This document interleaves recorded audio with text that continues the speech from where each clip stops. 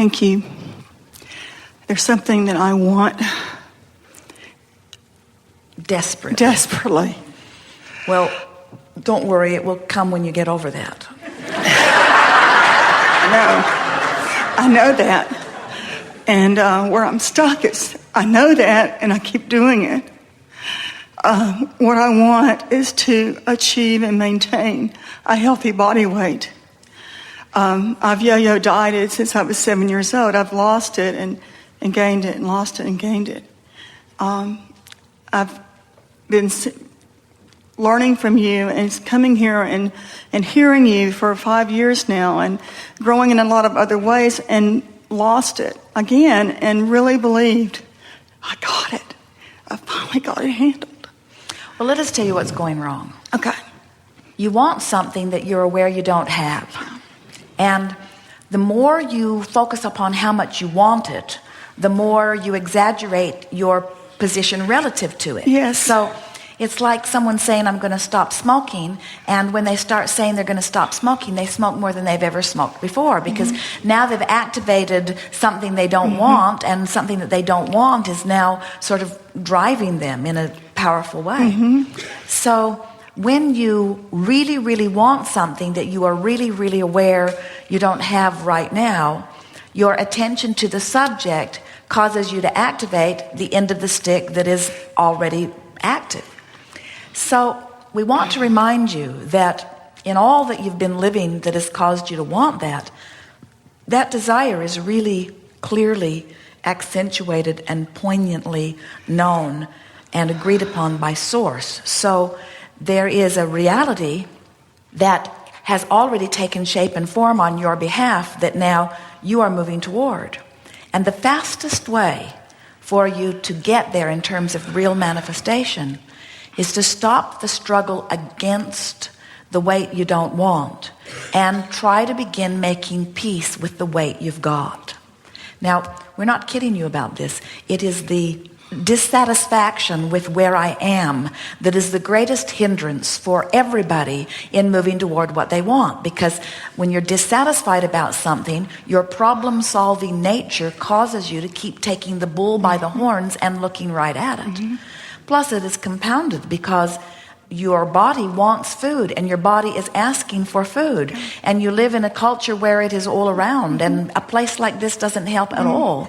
And so what happens is, on a many times a day basis, a part of you is activated that feels inappropriate, that feels inadequate, that feels like you're in a wrong place, and that's what you've got to soothe.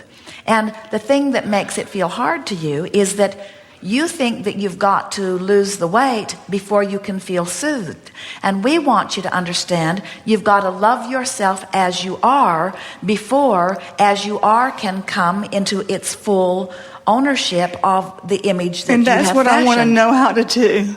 Well, the easy way to do it is by letting go of the struggle. By saying things like, I've been up and down and all around, and it hasn't been working. I'm going to take another approach at it. I've got to find a way of separating my action journey, which is where I am right now, from my emotional journey. We said to a woman who has arthritis in her hips, you've got pain in your hips, that just is. We said to a woman who weighed 200 pounds more than she wanted to, you weigh 200 pounds more than you want to, and that just is. And we said to both of them, it's not going to change right now, this red hot minute. But you can be 200 pounds more than you want, we said to this woman, or you can have pain in your hips, we said to another woman, and feel fearful, or you can feel hopeful. And the difference between fearful and hopeful is the difference between moving in the direction of what you want. So we're wanting you to understand that your work is not an action. It's not a diet. It's not an understanding of food. It's not a changing of metabolism. It's not an increase of activity. It's not a burning of calories. It isn't any of those things that have been documented as things that can be helpful. It's like somebody says, where do I get the water? And somebody explains authentically, you turn this little knob and you hold the glass under it, and that's how you get the water. And we say, technically true, but there's a lot more to the story. And so we want to say the same thing to you. While food and exercise and diet can affect you, you know that because you've tried it all. Until you get to the vibrational heart of something, you have not found the cause. You have offered a cure to a situation, but you haven't got to anything that is lasting. And the way you begin to travel toward that which is lasting is by making peace with who you are in terms of your body. You want to start by saying, here's where I am, and it's not my ideal body weight, and it isn't who I really am, but it is where I am, and it's okay. I'm angry, and it's okay. I'm depressed, and it's okay. I want to leave my husband, and I feel terrible, and it's okay. I want somebody to come and love me, and they won't come, and it's okay. I'm all right where I am because I can get from where I am to where I want to be. But somehow, you've got to find a way of de-emphasizing the struggle in the journey. So pretend this with us. Pretend that you are going on a trip. It's a road trip in a car with a couple of other people. And one of them is really miserable to be with. The day began, and you're just dreading the 15-day trip you've got planned because this person just had a blowout with her significant other and plans on spending the whole 15 days justifying her position. And you love her, and she's a dear friend, and you want her life to get better, but good grief, this is your vacation. And here you are being tortured by this. Now pretend that you're embarking upon a 15-day trip, and your traveling companion met you at the dock or wherever you're meeting, and this person is in love with life and tuned in, tapped in, turned on, and just emanating joy. And which of those journeys feels like the one you want to be involved with, you see?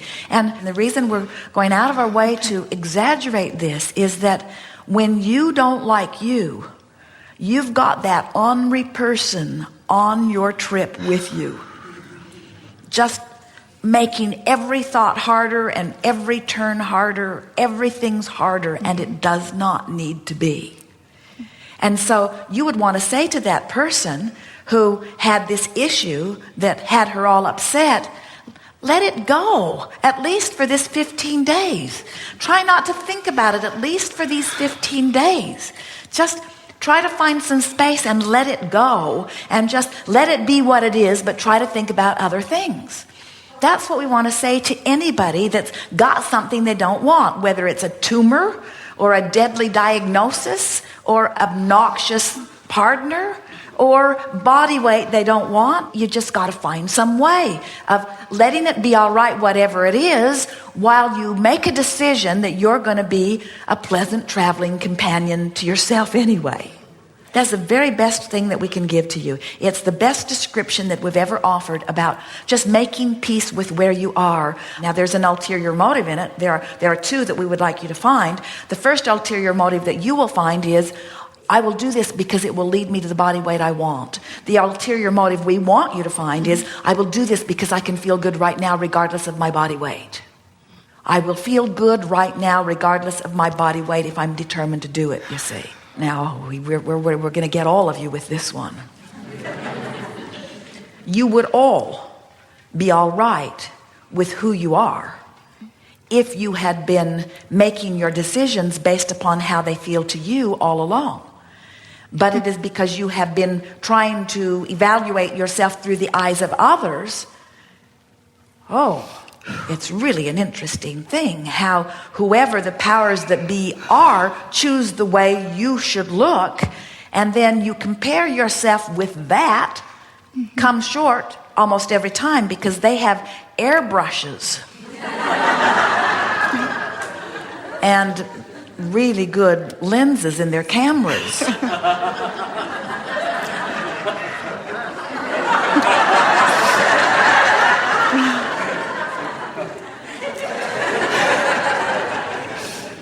You are so hard on yourselves when you are someplace different than where you want to be. And this is what this message is all about. You must soothe yourself into emotional comfort before your desires can become manifest. You cannot hold yourself in disrespect of self and get what you want. And that's exactly what I've been doing. And so if somebody came up to you and said, oh, you're quite fat, you would be offended. But when you do it to yourself, you should be offended too. Because when you do it to yourself, you're holding yourself apart from the possibility of becoming that which is your major probability, you see. It's not easy to let go of this. It's not easy to stop being hard on yourself, because you learned how to be hard on yourself as you compared yourself to too many other things. But when you simply begin comparing yourself with your own heart's desire, then it's just between you and you see. So our answer to you is make peace with where you are. Now, we want to embellish that just a little bit, because we can feel a little bit of rumbling of worry in you and around the room also, that if I make peace with where I am, won't I just get fatter and fatter? In other words, won't I just be fat and happy? I've heard that expression. If your desire is to be slender, you'll never be fat and happy about being fat. But you can be fat and happy about something else, and fat and happy about something else, and fat and happy about something else, and fat and happy about something else. And in time, the happy dominates. And then you become that which you are wanting on all scores. People come to this science of deliberate creation wanting to learn how to be the creator of their own reality, and they almost every time bring the issue that has been confounding them, and that's what they want to talk about. And we say, start with something easier. Start with something that's easier to close the gap until you show yourself that you can close the gap. Pick something that you have success in, or choose something that you want success that you haven't. You sat down and you said, this has been a struggle with me since I was seven. That's a long time of beating that drum, you see. And so you're not going to stop beating it instantly. It's like asking the train that's going 150 miles an hour to stop just because you've stepped out in front of it. Right. It's going to mow you down. It's not going to stop. Momentum is going to continue carrying it forward for a while. And so don't be mad at yourself that your thoughts continue to carry you in the direction that they have been, but slow them down by making peace, and slow them down by using your intellect, and slow them down by introducing other things to the mix, and slow them down until you feel relief. And then smile and say, I feel better. I feel better, so I'm on my way. I do feel better. Thank you.